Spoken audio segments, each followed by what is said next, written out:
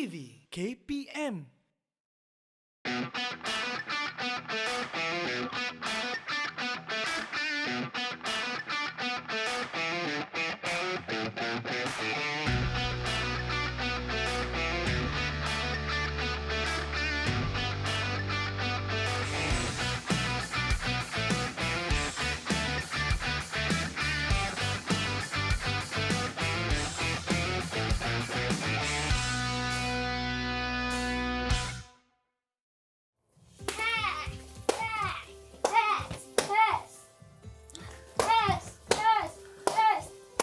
Assalamualaikum. Waalaikumsalam. Okey, tengah praktis ke? Tengah berlatih?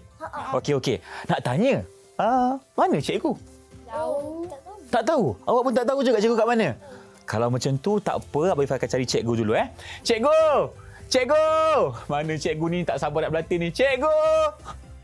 Mana cikgu?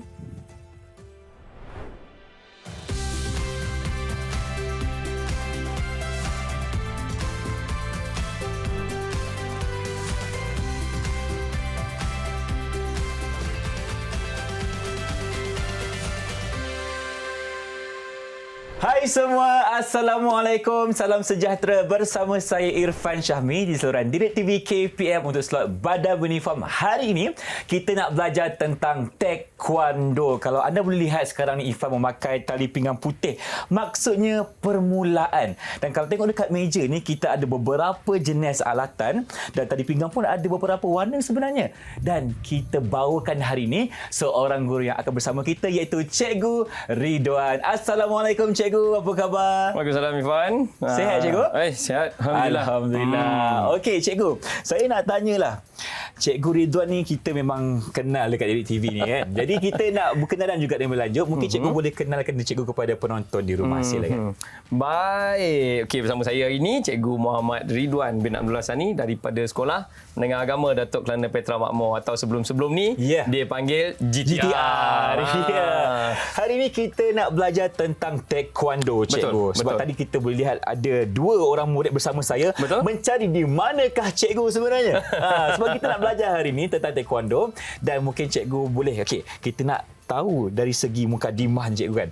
Taekwondo tu sebenarnya datang dari negara mana dan juga ada tak maksud di sebalik taekwondo itu? Kalau sebenarnya saya rasa semua maklum bahawa taekwondo ni tadi adalah daripada Korea. Annyeonghaseyo. Kan? Jadi bila dia daripada Korea kan, memang perkataan tu adalah perkataan Korea dan memang yang bawa dia ke sini adalah orang Korea lah. Orang Korea lah. Jadi sebenarnya dia ada satu persejarahan belakang yang sangat panjang.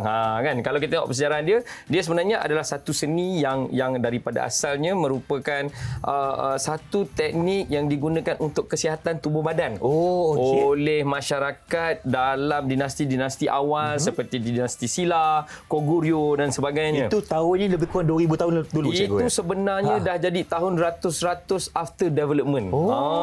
Dia pergi AD tau. Kalau dia tulis itu lebih kurang dalam 300 ke 380 AD after development. Baik. Jadi tu dia peringkat awal dulu.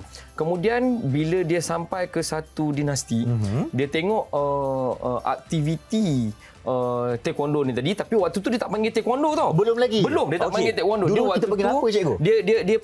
Dia panggil kwon saja. Kwon je. Dia panggil kwon saja.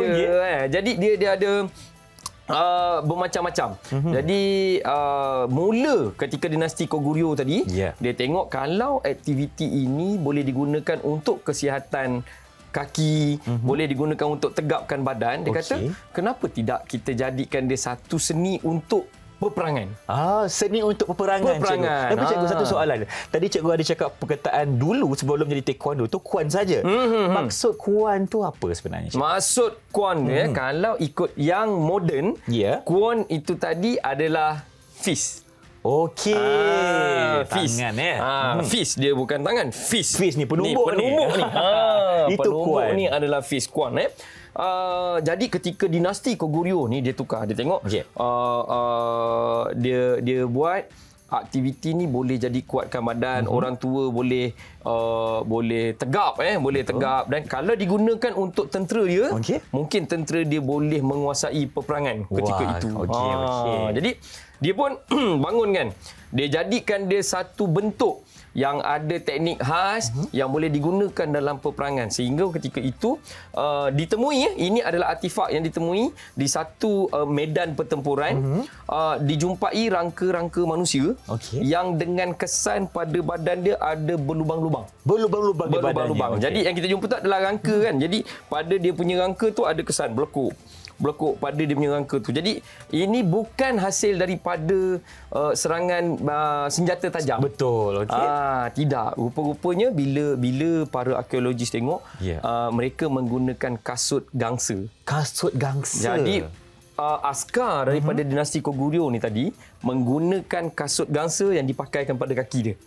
Dan mereka gunakan belantan untuk tangan, dan mereka juga menggunakan sarung tangan khas pada tangan mereka untuk ke medan tempur. Untuk peperangan. Jadi bila kita jumpa dekat bekas medan pertempuran tu, tengok dia kecederaan dia bukan hasil daripada tetakan pedang ke apa ke, tidak. Jadi bila dijumpai ini betul, rupa-rupanya mereka memang menggunakan tangan dan kaki mereka untuk bertempur dan menguasai peperangan tersebut. Wah, baik. Kalau kita nak belajar sejarah ni cukup menarik, sebab kalau kita mulakan sejarah dulu, di mana cikgu cakap tadi, memang orang Korea ketika itu menggunakan senjata, bukan senjata api, bukan senjata yang tajam, tetapi hanya menggunakan tangan dan kaki. Betul. Jadi dengan tangan dan kaki tu jadi diguna. Jadi apabila sampai ke dinasti Koguryo, dia pun dah jadikan dia satu form. Dia tadi ada banyak kuon. Dan kuon yang dimaksudkan dekat sini adalah aliran dia. Dia ada banyak. Selepas daripada tu, setelah sekian lama, baru dia berpecah kepada beberapa aliran. Kita ada Mo Duk Kwan, kita ada Chong Duk Kwan, kita ada macam-macam lagi. Semua sekali akhirnya menjelang taekwondo moden, dah masuk era tahun 19, maksudnya dah masuk abad ke-20. Dah tinggal 6 je kuan ni tadi. Dia adalah ni tadi Chong Duk Kwan, Mo Duk Kwan semua, yang akhirnya menjelang selepas Perang Dunia Kedua, selepas Jepun menyerah kalah, dah bawa masuk ke sekitar tahun 1970 macam tu, barulah semua kuan ni tadi bergabung, bermesyuarat di Korea lah, memang di Korea lah, bergabung, kemudian bersetuju dalam satu mesyuarat tu. Waktu tu kejohanan taekwondo dunia kali pertama. Tahun bila, cikgu? Tahun 1973, kalau saya tak silap. 1973. Tahun 1973 tu kejohanan taekwondo dunia kali pertama. Maka semua grand master ni tadi berkumpul, bersetuju memberikan satu nama. Jadi dia wujudkan satu badan dunia yang dikenali sebagai World Taekwondo Federation. So WTF. Yang akhirnya WTF ini tadi, selepas sukan taekwondo disenaraikan sebagai salah satu daripada acara di sukan Olimpik, bertukar transform jadi WT sahaja. WT sahaja. World Taekwondo sahaja. Baik. Jadi itu jadi waktu tu dia dah gabung dah. Dah tak ada dah Mo Duk Kwan, Chong Duk Kwan semua tadi tak ada dah. Tapi cikgu, mungkin cikgu boleh ceritakan gambaran ketika itu bagaimana dari segi orang luar, maksudnya orang yang bukan Korea, bagaimana tanggapan mereka terhadap taekwondo ketika itu? Sebenarnya kalau kita tengok ketika ini, kalau kita tengok 70-an, 80-an tu, ini adalah era perang dingin sebenarnya. Betul. Jadi kuasa-kuasa hegemoni dunia memang berhempas pulas cuba menguasai dunia dengan pengaruh masing-masing. Jadi taekwondo ni salah satu mungkin salah satu strategi oleh Korea untuk melebarkan pengaruh dia ke seluruh dunia. Jadi dia pun hantar, dan penerimaannya agak baik sebenarnya. Kalau kita waktu tahun 2000, awal tahun 2000, taekwondo tersenarai sebagai sukan nombor 1 dunia dengan senarai pelatih paling ramai. Maksudnya pelatih taekwondo lebih ramai daripada pemain bola sepak ketika itu. Ketika itu. Itu yang menyebabkan dia cukup popular dan disenaraikan dalam acara Olimpik. Dalam acara Olimpik. Jadi penerimaan dunia bagus. Penerimaan dunia terhadap taekwondo ketika itu bagus. Waktu itulah zaman Bruce Lee kan. Ya, betul. Bruce Lee yang memainkan peranan sebagai semua orang minat. Kan waktu tu kan. Dan kalau kita boleh lihat sekarang ni, cikgu, dari saat itu hingga sekarang ini memang taekwondo sangat dikenali. Bukan saja di Korea, malah di seluruh dunia, termasuk negara Malaysia. Memang. Okey, itu dari segi sejarahnya bagaimana terciptanya taekwondo ini, dan kita nak lihat juga cikgu.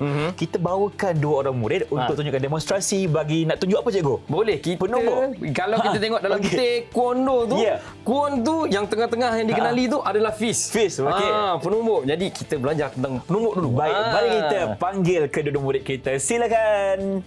Okey. Wah, ini yang tadi lah cikgu. Ya, inilah tadi ni. Inilah anak murid cikgu. Wah, kecil-kecil tapi dia bersemangat dan hebat. Okey, kita nak tunjukkan demo apa cikgu? Baik, kita nak tengok paling asas sekali memang dalam seni bela diri mesti penumbuk lah. Penumbuk. Mesti kena pandai penumbuk. Jadi untuk genggam penumbuk, ini kita tengah belajar macam mana cara untuk genggam penumbuk yang boleh jadikan penumbuk tu cukup sesuai dijadikan senjata lah. Okey. Jadi kita mulakan dengan kita tengok Rusdan Amran. Okey, kita angkat tangan. Angkat tangan. Okey, angkat tangan. Okey, 4 jari ni dirapatkan dan ibu jari kita keluarkan. Okey. Macam ni. Bagi dia jadi bentuk L ni. Okey, bila dia jadi bentuk L, yang pertama, kita buat lipatan yang pertama pada jari. Okey, lipatkan dia habis. Lipatan yang pertama. Alright. Ini adalah lipatan yang pertama. Pastikan lipatan tu kemas. Jangan letak macam tu tak. Tegakkan dia. Tengok macam tangan saya ni. Sini tegak. Dan dia memang rapat. Okey.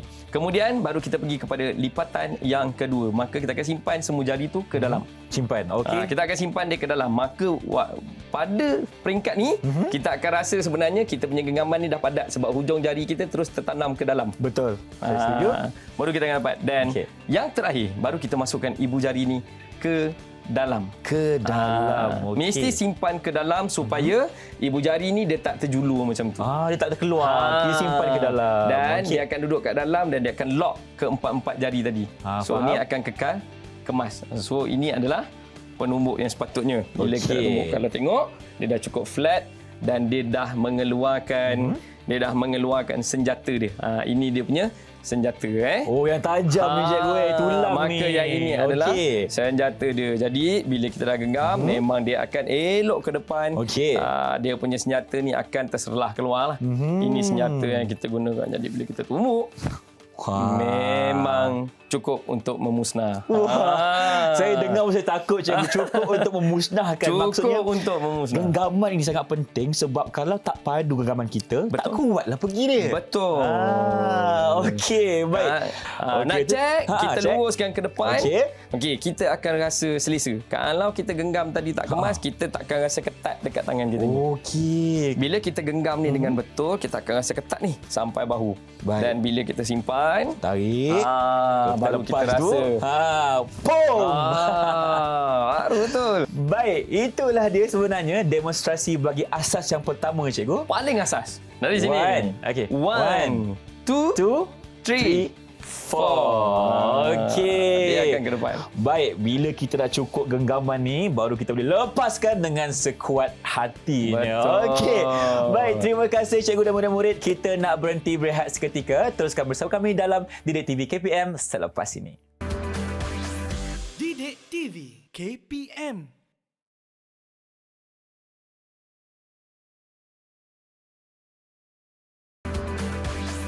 Didik TV KPM.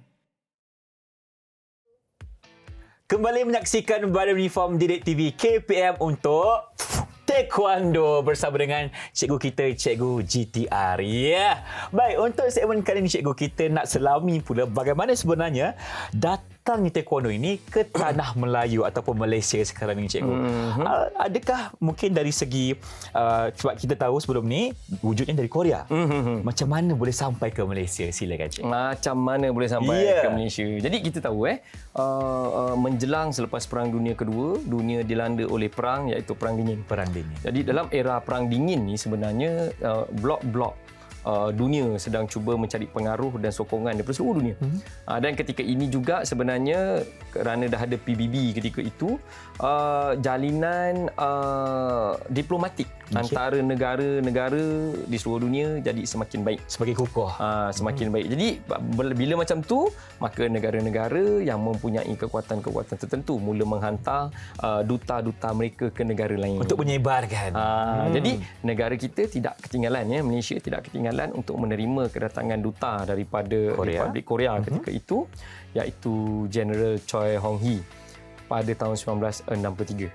1963 General Choi Hong Hee datang ke Malaysia sebagai duta daripada Korea. Jadi dah pastilah satu perkara yang mungkin ianya merupakan agenda mereka untuk memperkenalkan satu budaya Korea ke seluruh dunia, iaitu seni mempertahankan diri mereka, taekwondo. Jadi mula memperkenalkan taekwondo, mengajar seni bela diri, mengajar Kepada tentera Malaysia, cikgu? kepada Angkatan Tentera Malaysia ketika itu.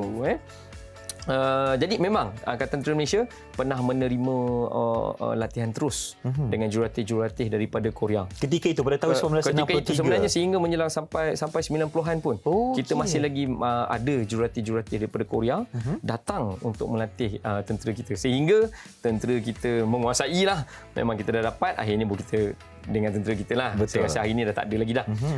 Jadi ketika dia datang, dia pun memperkenalkan taekwondo dan sebagainya. Lama juga tu. Sehinggalah menjelang kepada tahun 1973 tu, ketika World Taekwondo Federation diwujudkan dengan headquarters dia adalah di Korea Selatan, Kukkiwon. Dan pada tahun 1974 Badan Induk Taekwondo di Malaysia diwujudkan, Malaysia Taekwondo Association, atas inisiatif beberapa badan termasuk Angkatan Tentera Malaysia, Selangor, Pahang, Negeri Sembilan dan beberapa negeri lagi. Bukan semua negeri ketika Belum, itu. ketika Belum itu lagi. belum semua negeri. Baik. Tetapi jumlah negeri yang ada cukup untuk membentuk Badan Induk Kebangsaan ketika itu, dikenali sebagai Malaysian Taekwondo Association, MTA. Ketika itu. Ketika itu. Jadi dan sebenarnya Malaysia memainkan peranan yang besar di peringkat antarabangsa kerana ketika mesyuarat penubuhan World Taekwondo Federation, Malaysia antara 22 negara yang ada dalam mesyuarat jawatan kuasa penubuhan tersebut. Kita terlibat sekali ketika itu. Kita terlibat dan kita merupakan pioneer lah dalam World Taekwondo Federation. Dan di peringkat itu memanglah macam kita cakap tadi, ketika itu Bruce Lee semua tengah glamour. Semua orang mencari satu form seni bela diri untuk jadi kekuatan tentera dan sebagainya. Dan kebetulan pula dalam profil Bruce Lee sendiri pun dia merupakan pelatih yang pernah belajar taekwondo. Dia punya sidekick tu kan daripada taekwondo. Betul. Jadi dia banyak faktor menarik dan menolak menjadikan taekwondo muncul sebagai sukan yang menarik dan mendapat perhatian di Malaysia ketika itu. Jadi bermula daripada situ Malaysia mula. Ingat tak tadi saya kata waktu tahun 1973 tu kejohanan taekwondo dunia kali pertama. Jadi apabila Malaysia ada dalam mesyuarat penubuhan, maksudnya Malaysia juga menyertai kejohanan kita itu. sertai. Jadi kejohanan taekwondo dunia kali pertama Malaysia dah sertai dah.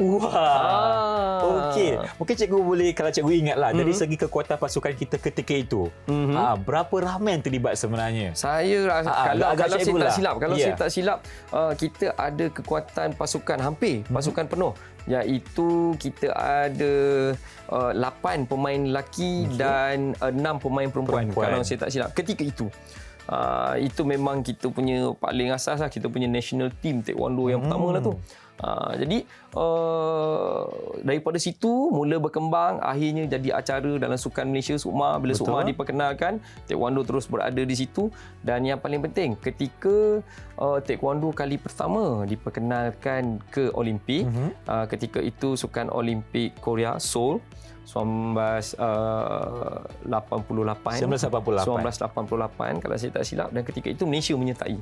Ketika itu taekwondo dijadikan acara pertunjukan di Olimpik, dan ketika di Olimpik Barcelona selepas itu kita telah menghantar satu pasukan dan kita membawa balik 3 pingat gangsa. 3 pingat gangsa. 3 pingat gangsa. Itu merupakan pasukan pertama kita. Pasukan pertama kita yang ke Olimpik. Walaupun ketika itu taekwondo bukan lagi acara Olimpik, tetapi World Taekwondo Federation sedang melobi untuk dijadikan acara Olimpik, dan Malaysia berada dalam usaha World Taekwondo Federation mendapatkan tempat dalam Sukan Olimpik. Dan hasil dia kita ada beberapa Olimpian daripada Malaysia yang tersenarai di World Hall of Fame. Dia ada Taekwondo World Hall of Fame. Antaranya kita punya pemain daripada negeri Sabah, Sarah Chong. Sarah Chong memang legenda kalau buka di World Taekwondo Hall of Fame tu, Taib Malaysia terus keluar Saracung. Terpampang mukanya. Terus keluar Saracung. Kemudian kita ada Elentio Schweifen.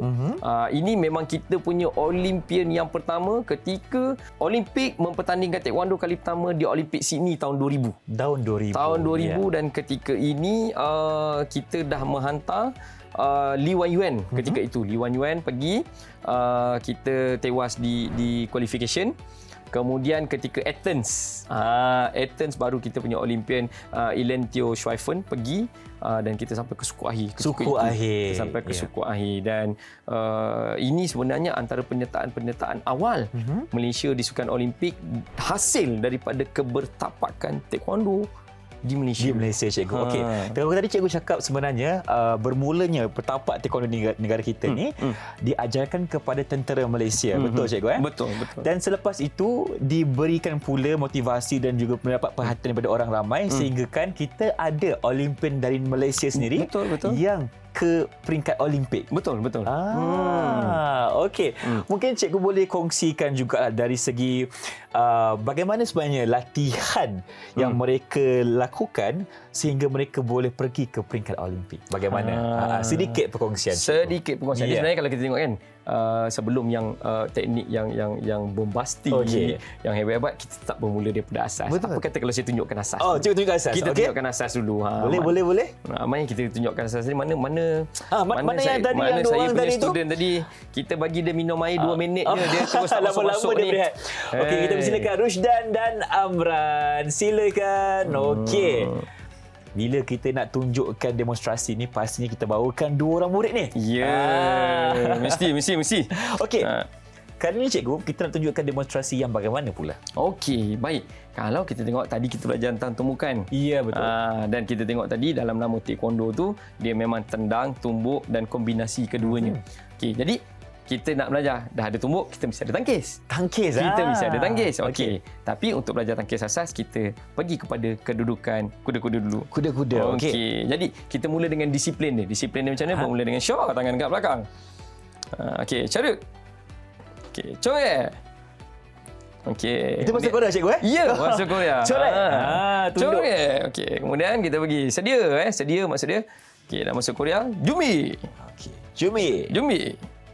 Okey, daripada sini kita minta boleh tak Amran mungkin ke belakang sikit? Okey. Daripada kedudukan jumi kita pergi kepada asas ni. Saya rasa mana-mana seni bela diri pun ada kedudukan kuda-kuda asas ni. Okey, horse riding stand. Go up. Okey, tangan kat tepi. Okey. Ni kedudukan kuda-kuda asas. Sama. Saya rasa mana-mana karate ke mana ke mesti ada sesi latihan ni. Baik, daripada sini kita mula dengan tangkisan asas, lower section block dalam taekwondo. Okey, kita ada starting point. Okey. Di mana tempat bermula dan di mana dia akan berhenti. Baik, kita mula dengan lower section block, tangan kanan naikkan ke bahu dan satu tangan dekat perut. Go up. Okey, silakan dulu. Okey, daripada sini bila dapat tu baru turun ke bawah di stopping point dia. Okey, tu. Alright. Okey, jadi kalau kita tengok dia bermula di sini dan dia berakhir di sini. Jadi apabila kita blok ni tadi mesti habiskan sempadan badan. Sempadan badan. Ini adalah kita punya sempadan badan. Kalau kita blok dekat tengah, tak tangkis lah. Oh, betul lah. Tak tangkis lah. Kalau kita nak tangkis, mesti kesampingkan daripada badan. Jadi daripada titik mula, dan kita turun ke bawah. Tu, habis. Okey, cikgu. Contohlah, kalau kita macam ke atas sikit ataupun ke dalam sikit, ke salah cikgu? Salah lah.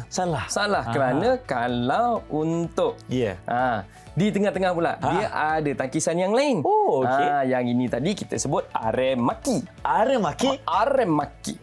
Okey. Kemudian kita pergi kepada momtong. Momtong maksudnya badan. Momtong. Okey. Momtong badan. Okey. Jadi kita pergi, kita guna bahasa Inggeris. Senang untuk semua orang faham. Baik, daripada sini kita pergi kepada momtong maki, outer forearm block. Outer forearm block. So start dari luar. Okey. Dari luar. Okey, kemudian masuk ke tengah dan cross body. Okey, daripada sini cross body. Okey, go to. Nice, betul.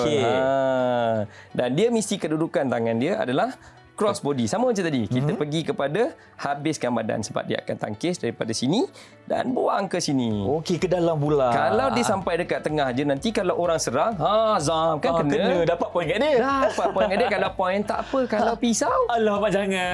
Bahaya. Sebab Jadi tu kena pastikan betul. buat dengan betul. Kita start daripada luar. Okey, lagi sekali mana-mana semua. Okey. Okey, dan habiskan tu. Habis. Sekali lagi, okey, tukar. Sekarang tukar ke tangan kiri, go up. Okey. Okey. Tu. Saya terbalik cikgu. Saya punya ni. Dia macam ni cikgu Okey, saya first time cikgu. Itulah tu. Ni baru kalau dekat gym cikgu. kena rotan ni. Rotanlah saya cikgu. Jadi saya power lepas ni. Janji power lepas ni. Baik. Okey, try kanan semula. Go. Okey. 1. Tu. Dia muka pun kena pergi cikgu Mesti. muka. Mesti. Wah. Cuba bayangkan kalau Ya. orang dah tak ancam kita, kita nak pertahankan diri. Okey. Tak jadi. Tak jadi. Betul cikgu. Maksudnya semua kena seragam cikgu. Pergerakan tangan, dia punya emosi dia semua kena lengkap. Betul. Okey, baik. Terima kasih Cikgu Ridwan dan kepada Rusdan dan juga Amran. Kita nak berhenti berehat seketika. Teruskan bersama kami selepas ini di Didik TV KPM. Didik TV KPM.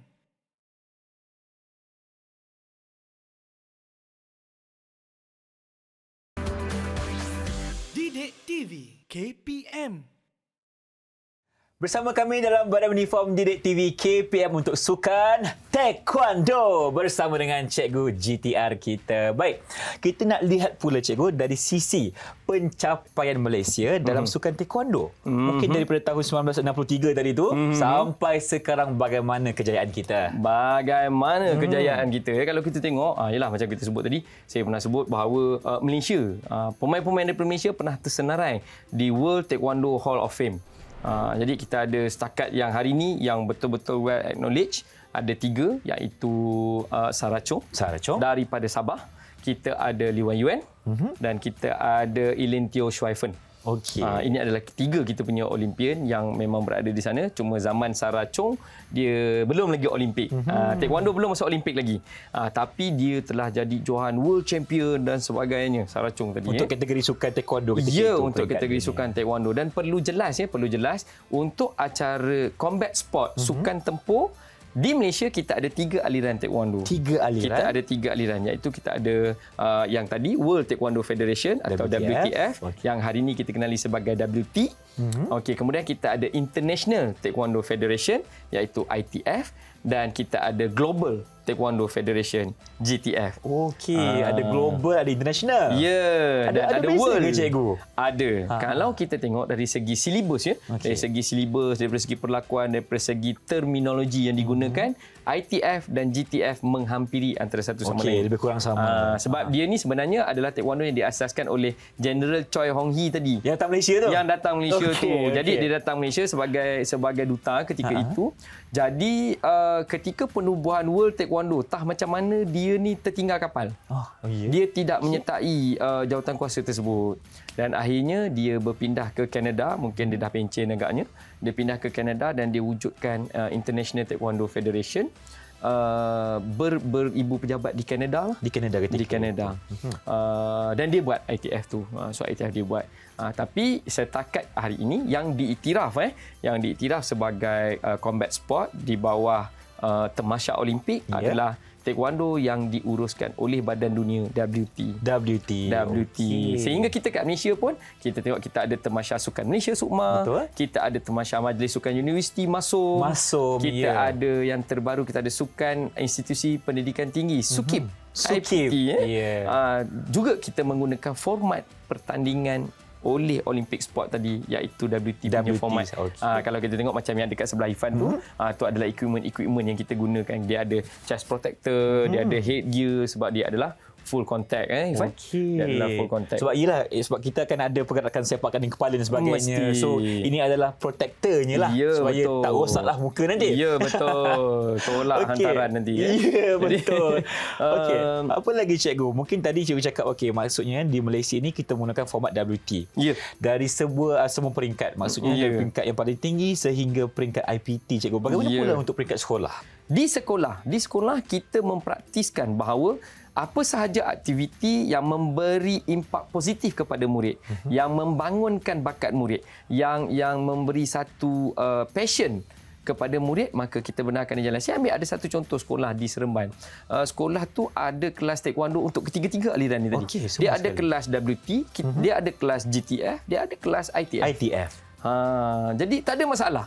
Tidak ada masalah. Tidak ada masalah pun untuk ketiga-tiga ini berjalan bersama. Cuma apabila ianya berada di kejohanan yang official, yang rasmi seperti SUKMA, formatnya adalah WT dan sudah pasti ianya dikawal selit oleh badan induk WT yang akan meletakkan syarat-syarat tertentu. Takkan dia nak benarkan yang penempuh yang bukan dengan badan dia untuk join dia punya pertandingan. Tak geng lah kan. Tak sama nanti kalau formatnya. berlaku kecederaan, nanti dari segi insurans dan sebagainya, kena ingat ini adalah sukan tempur. Jadi kalau berlaku kecederaan nanti insurans tak cover dan sebagainya, akan jadi masalah. Tapi untuk aktiviti di sekolah kita tidak ada masalah. Selagi budak boleh, selagi budak boleh berpeluh dan akhirnya jadi sihat, supaya badannya cergas, mindanya cerdas, dan dia boleh cemerlang dalam pelajaran, kita sokong.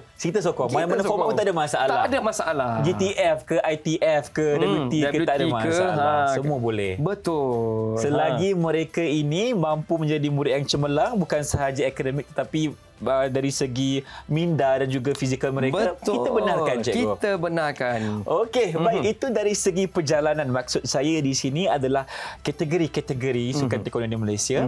Kita nak tahu juga pencapaiannya, cikgu. Okey, untuk peringkat antarabangsa, Malaysia pernah menang apa sebelum ni, cikgu? Kalau saya ingat, sebenarnya banyak kalau kita sebut tadi, waktu WT ditubuhkan pada tahun 1973, Malaysia berada di sana ketika kejohanan taekwondo dunia kali pertama. Malaysia berada di sana, tapi kali pertama kan, tak ada result lagi. Yang saya ingat paling manis adalah pada tahun 1989. Ketika SEA Games, Southeast Asia Games ke-15. Malaysia tuan rumah ketika tu. Oh, kita tuan rumah. Kita tuan rumah, so kita ada 10 pingat emas. 10 pingat dan 5 pingat gangsa. Wah, untuk sukan taekwondo sahaja. Untuk sukan taekwondo sahaja. 10 pingat emas. Saya rasa itu adalah pencapaian kita yang paling besar, ataupun istilah dia kenduri kita paling besar. Dan paling manis kepada pemain-pemain sukan taekwondo ketika itu. 10 emas tu bukan sikit. 10 emas tu bukan sikit. Okey, kalau cikgu boleh kongsikan berapa acara yang kita menang. Maksudnya kan dalam taekwondo ni ada banyak acaranya kan. So 10 emas ini kategori apa yang kita kuasai? Dia acara dia macam ni. Ketika itu dalam WT hanya ada satu pertandingan, iaitu dia panggil kyorugi ataupun sparring lah bahasa Inggeris dia. Dia ada kyorugi. Jadi dalam kyorugi ni bila dah namanya bertempur ni, dia sama juga macam tinju, macam apa semua, dia ada kategori berat. Kategori berat. Dia ada kategori berat. Jadi kalau secara umum di peringkat biasa kita ada 8 kategori berat lelaki dan 8 kategori berat perempuan. Jadi saya rasa kalau kita tengok tu 10, 5, 15, kalau 8 lelaki, 8 perempuan tadi, ada 16. Kita menang 15 daripada 16. Kalau ikut tu lah. Kan?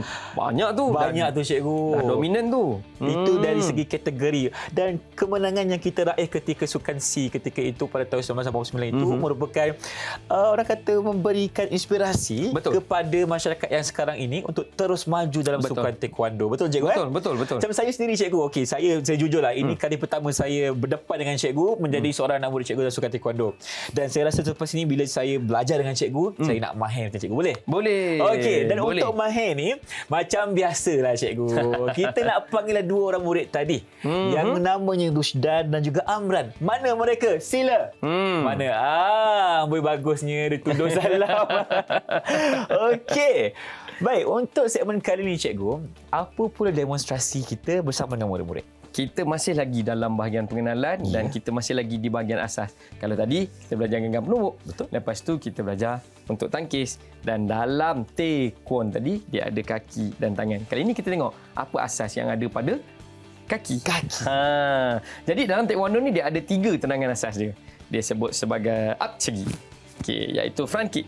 Okey, front kick. Kemudian kita ada dolyo chegi.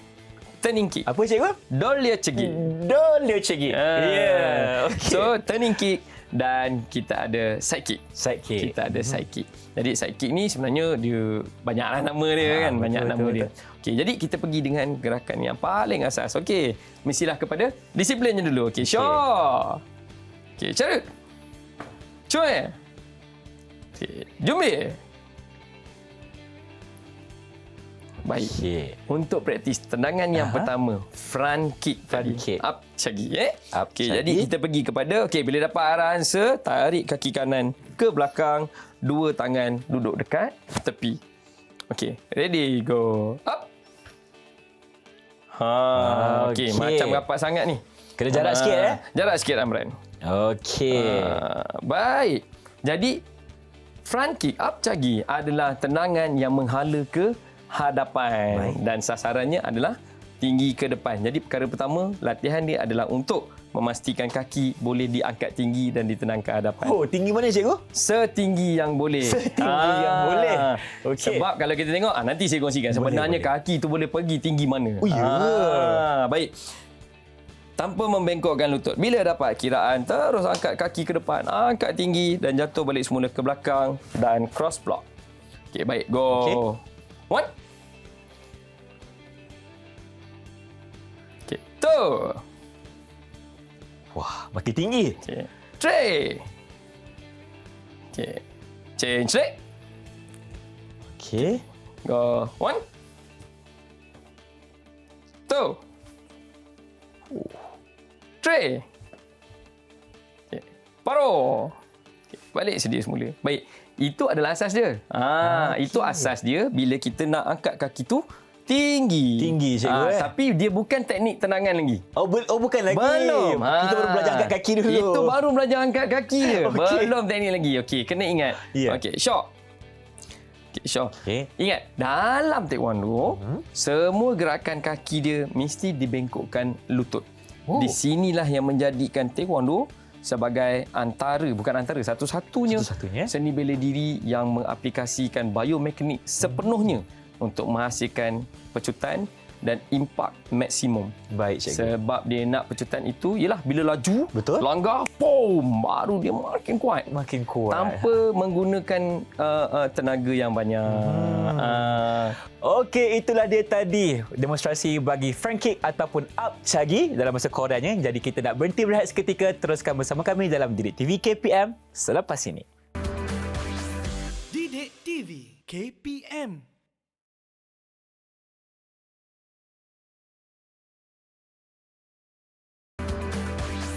Didik TV KPM.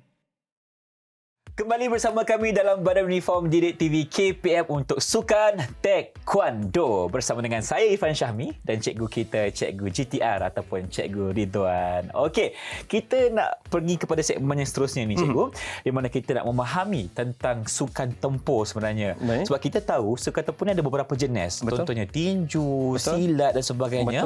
Tetapi untuk taekwondo ni, apa yang menarik? Bagaimana yang menarik tentang sukan tempur taekwondo? Baik, satu perkara yang paling jelas, asas pertama sekali untuk apa-apa aktiviti itu dijadikan sukan rasmi adalah aspek keselamatan. Aspek keselamatan. Jadi bila dalam aspek keselamatan ni, kalau kita tengok bertempur kan, macam mana kita nak pastikan bertempur ni selamat? Betul cikgu. Jadi aspek keselamatan yang dititik beratkan dengan berbagai gear yang kita pakai. Kita ada pelindung kepala, kita ada pelindung badan, kita ada pelindung lengan, kita ada pelindung kaki dan yang paling penting adalah peraturan yang digunakan. Kalau kita tengok macam saya sebut tadi, sukan taekwondo dijadikan salah satu acara di dalam Tamasya Olimpik. Kalau kita pandang hari ini merupakan sukan nombor 1 dunia lah. Tamasya nombor 1 dunia Olimpik. Jadi taekwondo berjaya memecah. Kalau kita tahu taekwondo dalam Olimpik dia cuma ada limit berapa acara yang boleh dipertandingkan. Dan dia takkan terlebih, dia takkan terkurang. Kalau nak tambah satu acara, kena gugurkan satu acara. Okey, tak boleh tambah atau kurang. Dia kena cukup-cukupkan yang tu. Dan untuk sukan combat ni, sukan tempur ni, kita tahu ada dalam Olimpik ada 2. Iaitu judo dan taekwondo.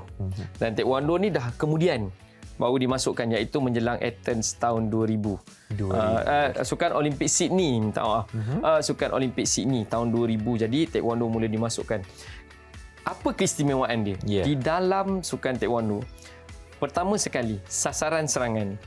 Sasaran serangan yang meletakkan bahawa daripada pinggang sampai ke kepala merupakan serangan, sasaran dia dan memberikan markah yang berbeza. Badan ada satu markah. Badan satu? Bukan satu markah, ada satu kelompok markah untuk badan dan ada satu kelompok markah untuk kepala. Baik.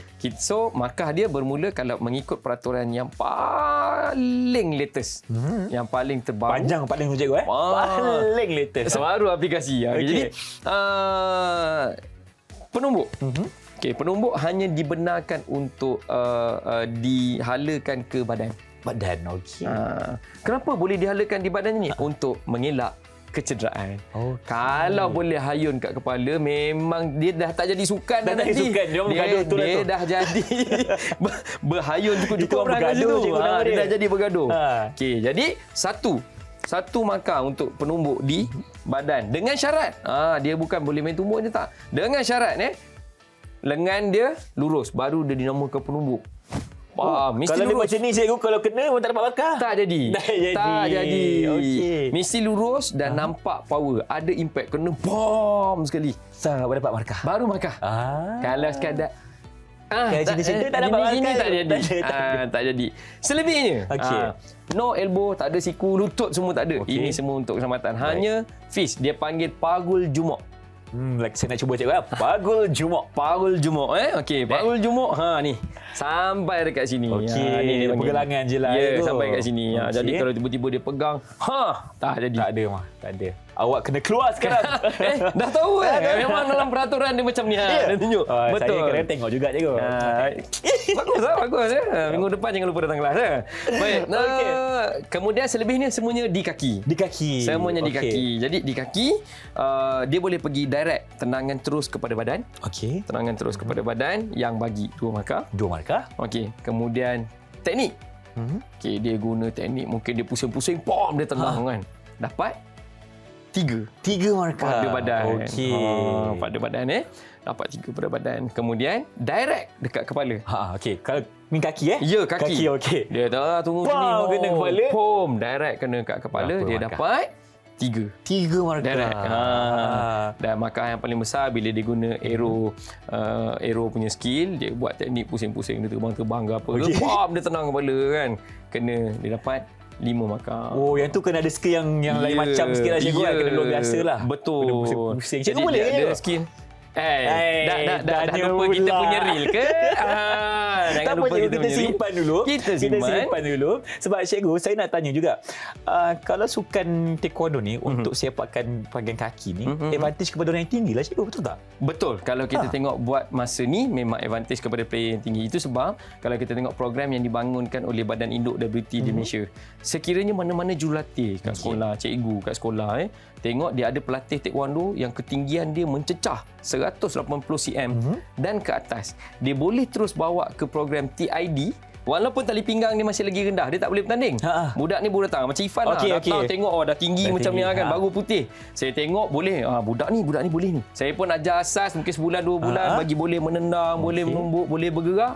Saya pun bawa ke program latihan di MSN. Saya bawa di program TID. Saya pun bawa, ni saya punya player, Ifan, dan biasanya jurulatih di sana akan terus ambil. Dia letakkan dalam program untuk tempoh yang satu tempoh lah. Dia bukanlah terus ambil tu wakil Malaysia, tak. Belum lagi. Dia masih lagi akan melalui sesi pemilihan, tapi bila dapat yang tinggi ni kita simpan. Sebab teknik boleh dilatih tinggi, tak boleh nak tinggi tak kan? boleh nak asah dia tinggi, tak boleh. Kan? Okey, saya baru faham cikgu. Maksudnya dekat sini ketinggian itu merupakan satu kelebihan kepada pemain taekwondo. Dan mungkin cikgu sekarang ni kita pun dah faham kan, daripada tadi cikgu mengajar kita tentang taekwondo ni, kita nak dapatkan sedikit rumusan. Baik, silakan.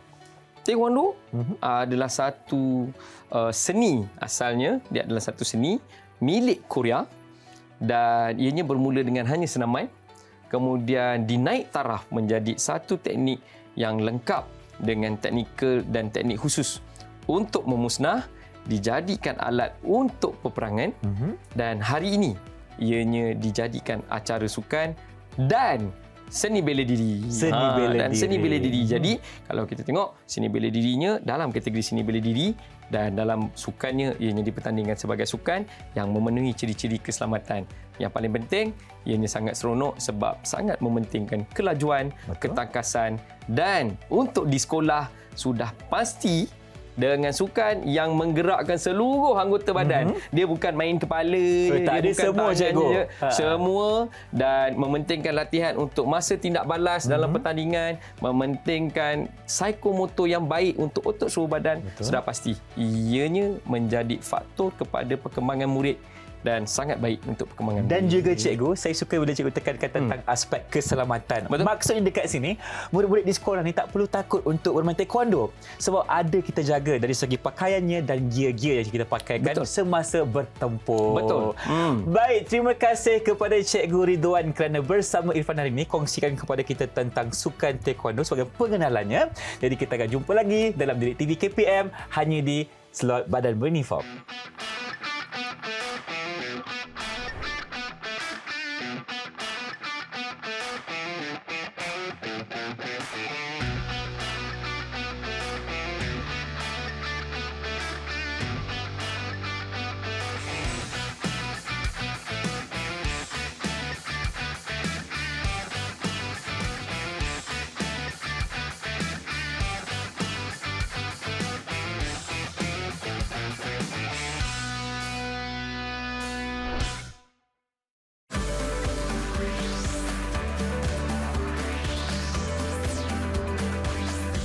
Didik TV KPM